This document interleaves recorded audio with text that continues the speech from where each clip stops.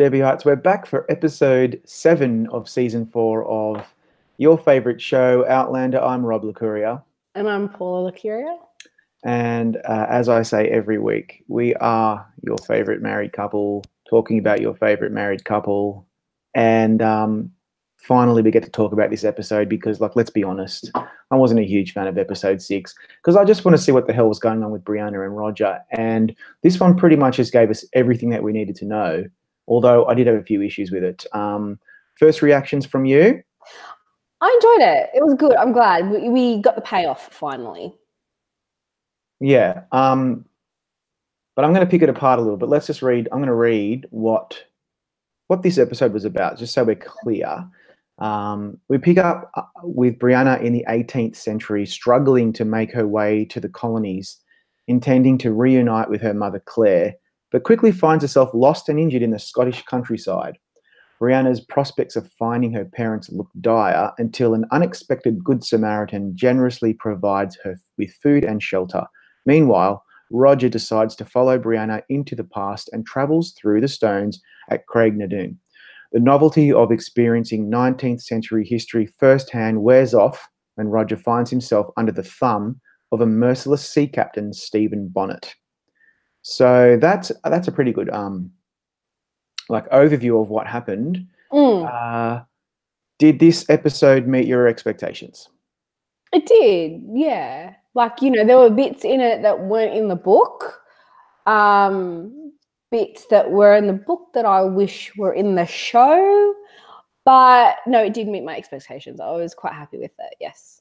I found like they just kind of got to Roger and Brianna in the 18th century so quickly.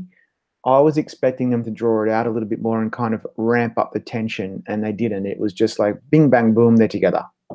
Yeah, well, you said that when we were watching it, that you wanted to see them go through the stones. You wanted to experience what they experienced going through the stones. And I agree. It's a part of, but in the books, that's not even really gone detailed. It is what it is. You sort of touch the stones, you sort of hear this rushing noise, and then you wake up in another century. So see, that just doesn't sit with me. That drives me insane. Like my note here I've got written down, I'm annoyed already. We see Brianna walking the Highlands and I'm like, what? Well, it's like I said to you when we were watching it. We don't see it. We've never experienced it. As a book reader, you don't experience it. So you sort of, like I said to you, you have to suspend your disbelief.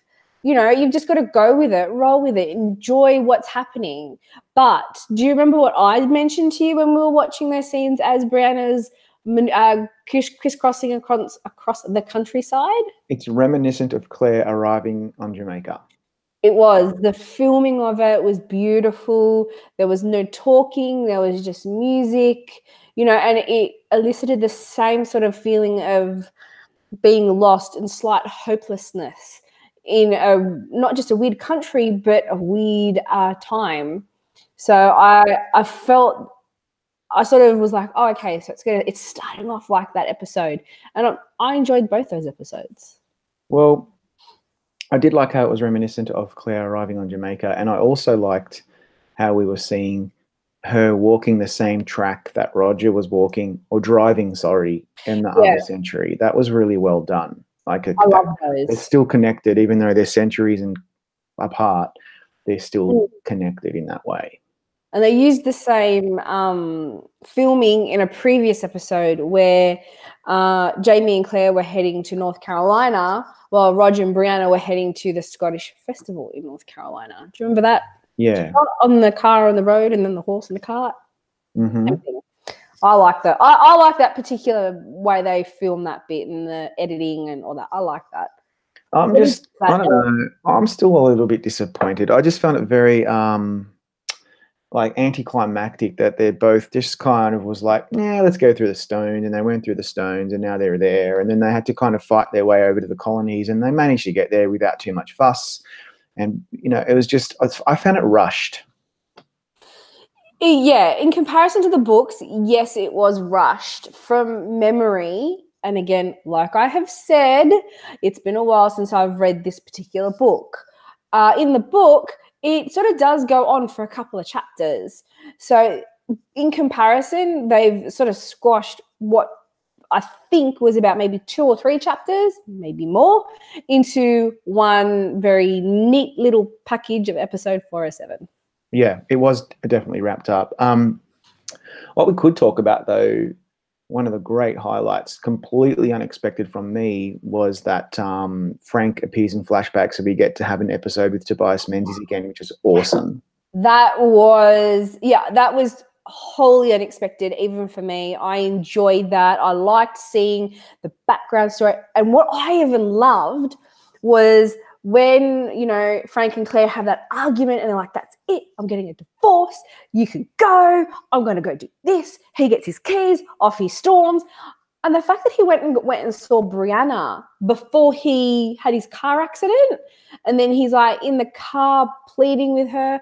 I actually thought that was really, really sweet from a father and a daughter perspective. That was really sweet. I don't know. What did you think of that bit?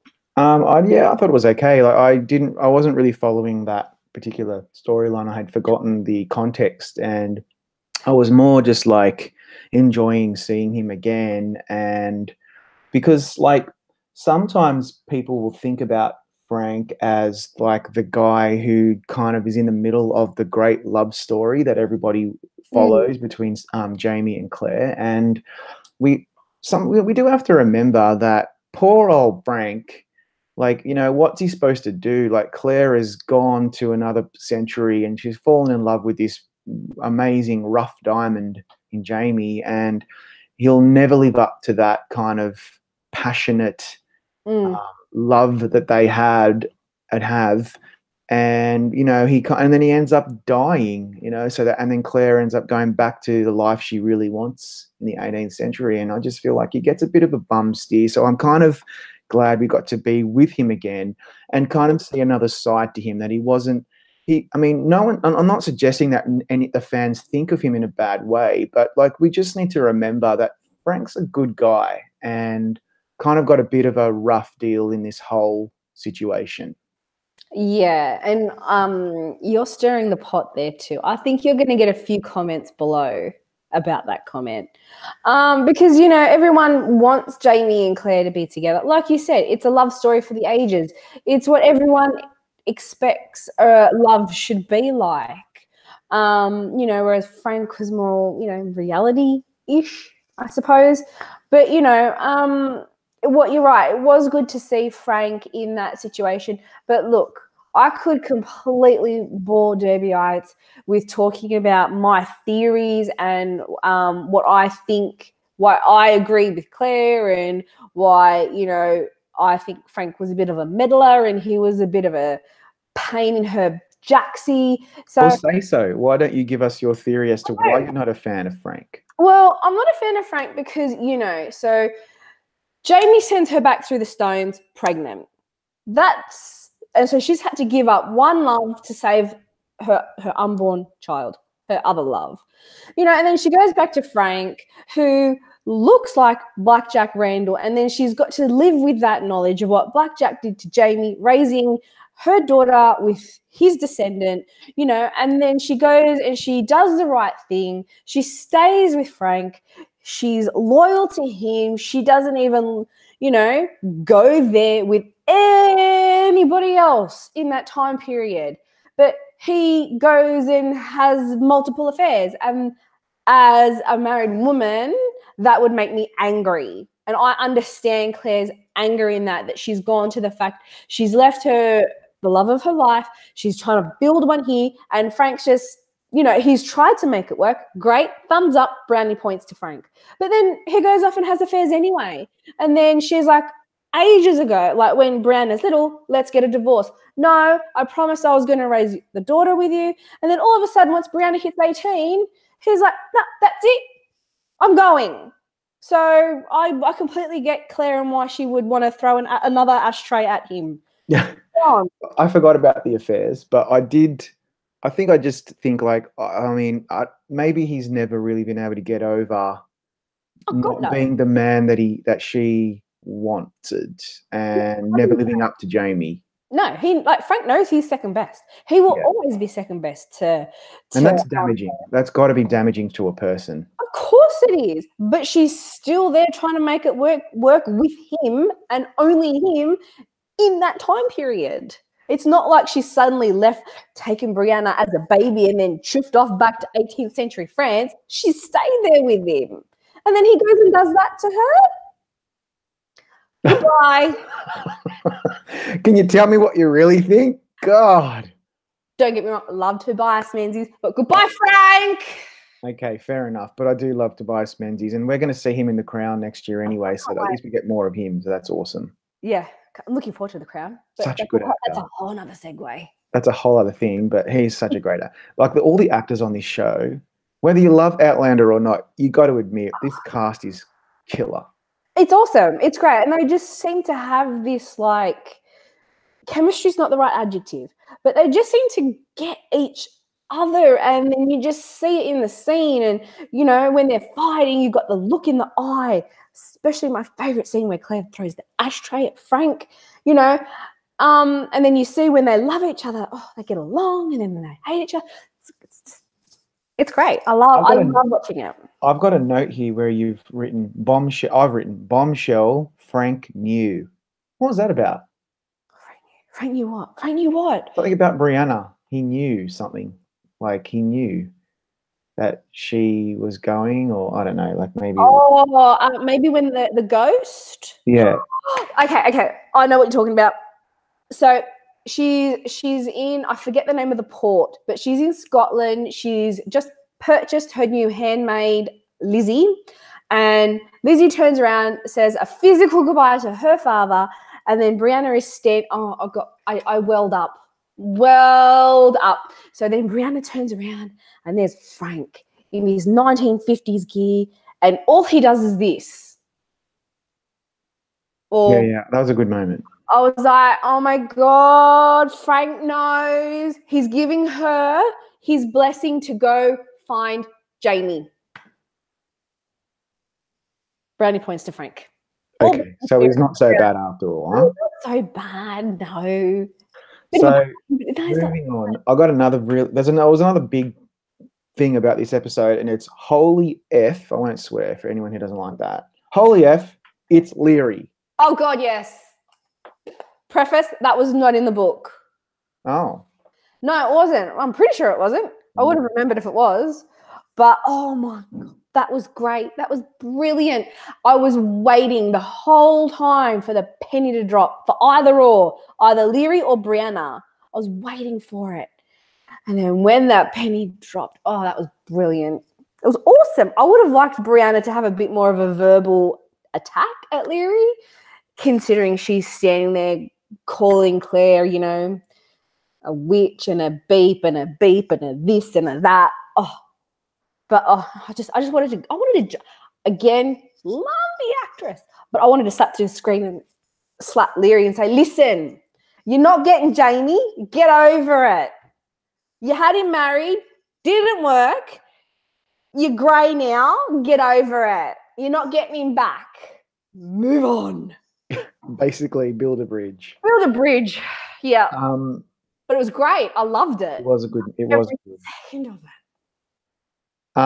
Okay, so one final thing about this episode was, there's a couple really, but firstly, Roger makes it through the stones. He's thrilled about it. Huh? Don't sound so thrilled. But it was just like, I actually was like, has he gone through the stones? Cool. Is that it? I was just so disappointed. I wanted a bit more song and dance. Well, we don't really, even in the books, you don't really see Roger that detailed. He gets a mention of memorable things like where he buys his passage to the colonies. That's in the book. But, you know, what you saw on screen is what you have in the book. Well, then, okay, so then he gets, obviously his way to get to the colonies is through Stephen Bonnet, the villain of the season. Oh, yes. I think that villain's good. I'm really happy with the way in which he's been portrayed. He's not likable, but he's got something about him that makes you Creepy AF. He's creepy, but he's kind of also sharp and interesting. He's not just like a mustache twirler. No, he's not, and he's got something happening up here. He's not silly by any stretch of the imagination, but he's creepy. Makes my skin crawl. Anyway, we've got a lot more to look forward to. The next episode's a big one, obviously. We might leave it there. So, look, all of you, please make sure you stick with Gold Derby. I want to see comments at the bottom of this blog item. I want you to tell us what you think, because it's really starting to ramp up now. And obviously, you can follow us at Robert Licuria, at Paula Licuria, at Gold Derby. We're on Facebook, Instagram, on every social media imaginable. And of course, Outlander is one of our favorite shows, and we will be following it week after week until the exciting finale, which is only a few weeks away. I know. And then another Droughtlander, God help us all. We'll see you next week. Thanks, everyone. Bye.